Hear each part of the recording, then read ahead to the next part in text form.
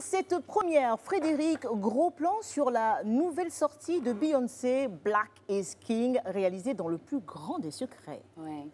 Effectivement, Black is King, c'est un long métrage, un album visuel que Beyoncé vraiment a écrit, monté, gardé, comme tu dis, secrètement pendant 1 an, où elle partage l'histoire d'un souverain qui se trimballe entre trahison, amour et surtout quête culturelle, quête identitaire en fait. Et en partenariat avec Disney. Ah, c'est pas la première collaboration du genre, hein, c'est pas la première avec Beyoncé. Beyoncé, c'est aussi, de toute façon, le long métrage est inspiré du Roi Lion. Beyoncé, c'est aussi la voix de Nala. Et c'est qui Nala? C'est qui Nala? La chérie. La chérie de Simba. Sa petite, quoi. Sa bonne petite. Non, non, vous avez suivi Dorcas? Pas sa sœur. Non, mais on le sait que... Vous parlez de quelle culture tout à l'heure? Scar n'est pas le père de Nala. Qui est le père de Nala? C'est bizarre, hein? On va regarder la bande-annonce? On regarde la bande-annonce. Ok.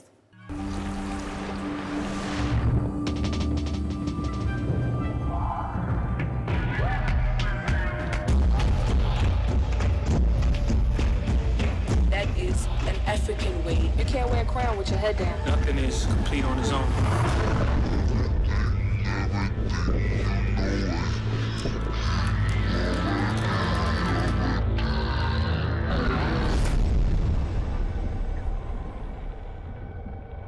You are the king.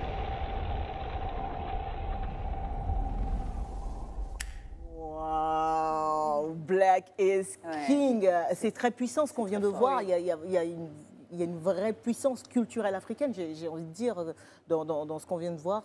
C'est un vrai engagement pour Beyoncé. C'est un engagement et un engagement qu'elle a depuis son album précédent, qui était un album visuel aussi, Lemonade. Et Beyoncé veut montrer, elle dit elle-même qu'elle a envie de pouvoir faire découvrir l'histoire et aussi pouvoir faire une pulsion vers le futur. Beyoncé, c'est à la cérémonie des BET Awards qui dit à tous les Noirs africains, allez voter comme si votre vie en dépendait. Donc la prise de parole, elle est complètement engagée maintenant. Politique, carrément. Politique. Et voilà, elle ne s'en cache pas. Et cependant, comme vous avez pu le voir sur elle.ci, il y a des personnes qui posent une question sur l'appropriation culturelle. Ouais. Il y a beaucoup de choses à dire là-dessus. On va peut-être revenir, parler d'appropriation culturelle. Est-ce qu'elle est légitime ou pas pour parler de la culture des Noirs, pour en faire du business pour certains. Il y a beaucoup à dire.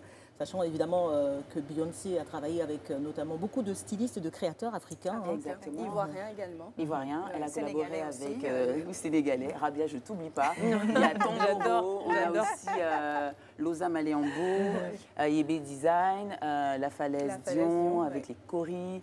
Voilà, elle a toujours cet engagement où danseurs, chorégraphes sont africains, donc on peut dire qu'elle porte. Maintenant, la question de l'appropriation culturelle, tout le monde peut en faire son propre débat. Exactement, voilà. C'est de la politique. Black is King et ça sort fin juillet. 31 juillet et seulement sur Disney+. Ah là.